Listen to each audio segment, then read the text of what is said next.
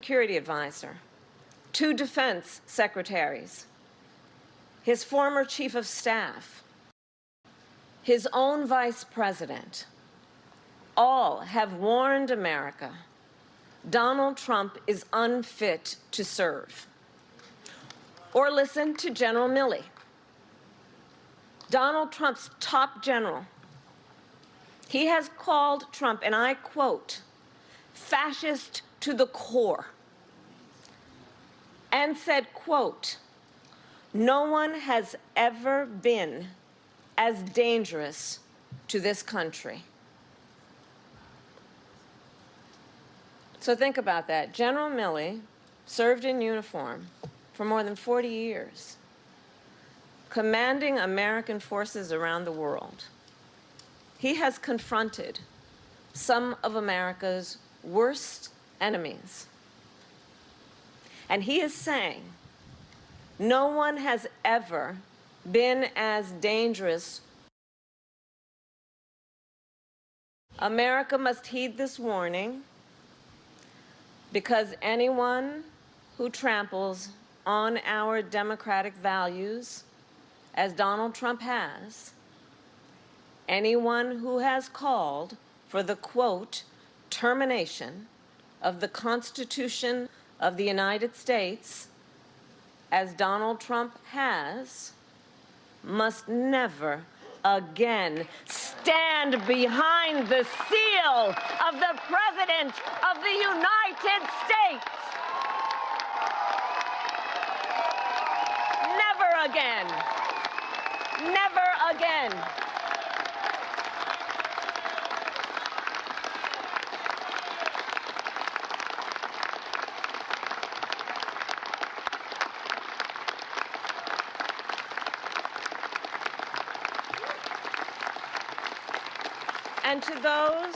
And to those who are watching, if you share that view, no matter your party, no matter who you voted for last time, there is a place for you in this campaign.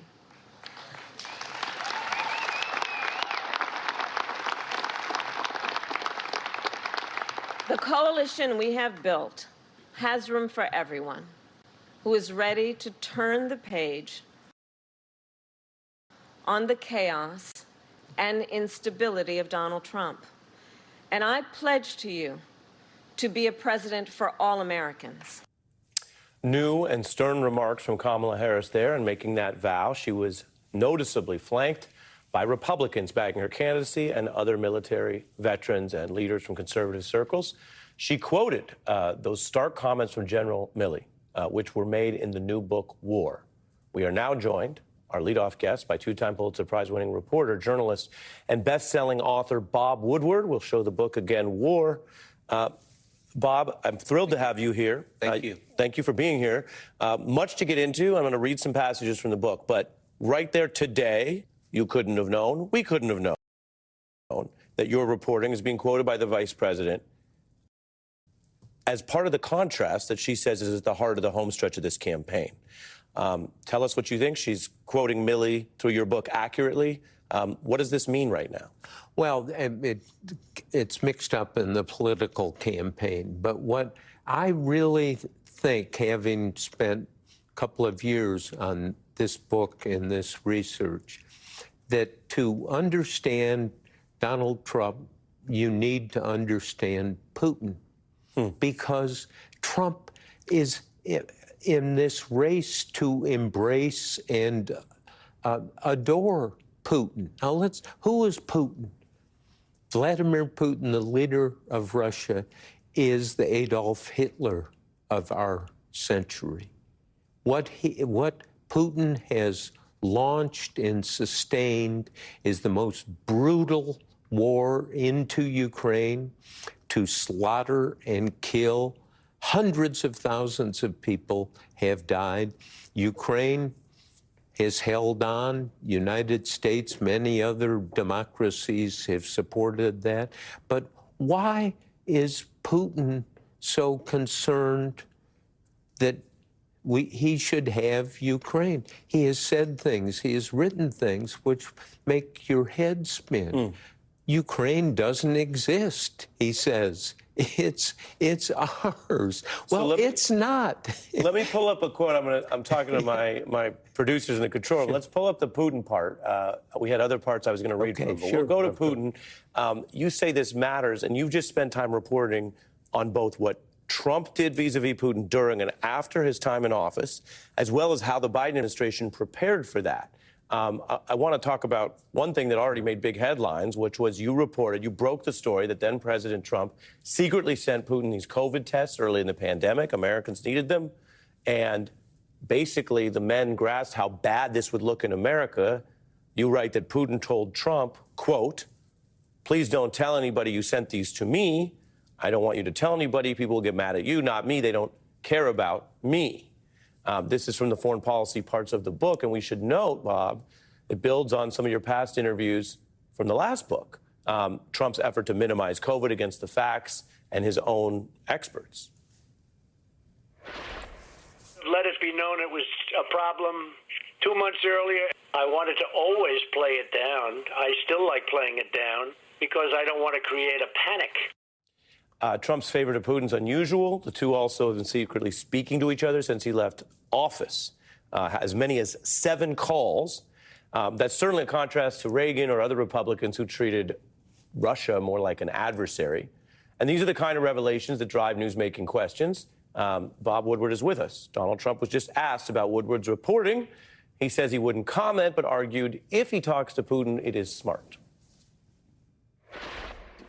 Can you say yes or no whether you have talked to Vladimir Putin since you stopped being president? Well, I don't comment on that, but I will tell you that if I did, it's a smart thing. Bob. Yeah, that it's smart for a presidential candidate, a former president, to be engaged in this political love affair with Putin, where I go back, what's Putin done? His assault and attack on Ukraine is the biggest war going on in the world right now. It is a threat because Ukraine is a democracy. Just look at the geography of it. If Ukraine goes, if Russia takes Ukraine, and talk to the president of Poland, Duda, and Duda says, look at the map. If they take Ukraine, that becomes part of Russia. We're next. We have a 300-plus mile border with them. And as he pointed out, last war, we got it from Germany, the other side. Now we're going to get it from this side? Yeah. Well, and let's go to the Biden-Harris response on that, because in your books, one of the reasons they stand up to time and seem to be sturdy is you talk to people, and then you talk to people who talk to people. So you sort of surround, right? There's a lot of reporting where people say, I got 2 sources, I'm going with it, or I got this quote. You surround the Biden presidency in the book, and you report that President Biden, told a trusted friend that the Obama-Biden administration kind of blew it with Putin.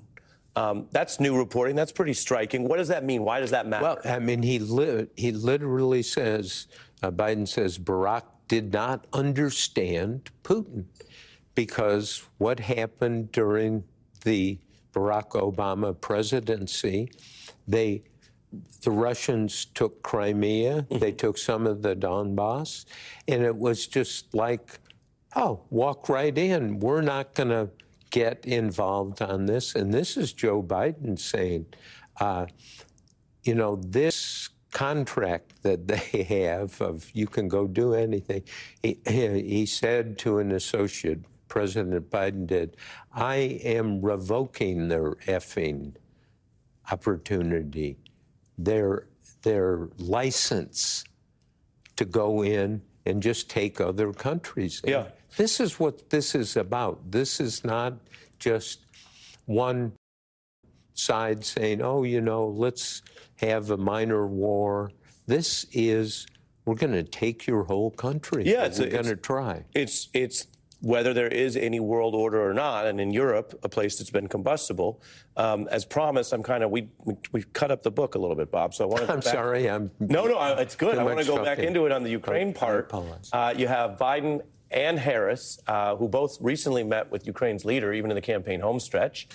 In the Woodward book, we see reporting about the idea that Putin viewed the Afghanistan withdrawal as a kind of U.S. weakness, that Ukraine was barely discussed when Biden and Putin first met in 21. That was under a year inside of what we now know was this invasion. Some asking if a failure to focus on Ukraine then was a big mistake. Then about 4 months out, you had U.S. intel start to detect that Russia wanted to move.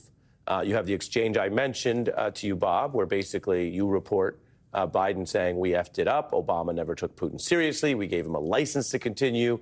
And then I'm revoking his blanking license. We've blanked it on TV, Bob. You note that Harris met with European leaders dealing with the gravity of the situation. She met with, of course, Zelensky days out in a final push to try to deal with Putin's threat and also look at what could be a serious invasion. Famously, some allies of Ukraine offered him, a flight out. He didn't take it in the ultimate courage of a leader. And then you write that she spoke out, and what you said was, and we'll hear a bit of it, possibly the best speech of her vice presidency. Not since the end of the Cold War has this forum convened under such dire circumstances. It takes a lot more strength to build something up than it takes to tear something down. What did your reporting find out about her work as vice president, and how do you view her as a potential president?